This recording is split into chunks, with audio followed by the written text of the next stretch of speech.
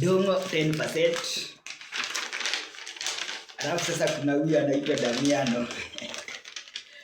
Damiano ako na 5%. Yaani unajua kuna viumbe za maajabu sana. Huyu sasa alilipua school fees za kuja Jaze show.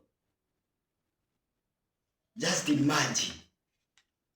Yaani hata nikuje kwa darasa nikiwa nimevalia suruali kwa kichwa bado wamuelewi. Badala ya kuelewa mnalewa.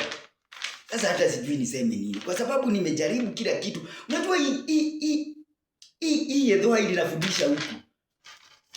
Najifundisha ni kwa kujitolea. Najifundisha kwa kujitolea. Si ati unaona ni kama nikupenda. Ni kujitolea najitolea ndio niwafundishe hii yedhoa hili. Lakini sasa unapata kuna mtu yaani hata sasa sijui niseme namna gani.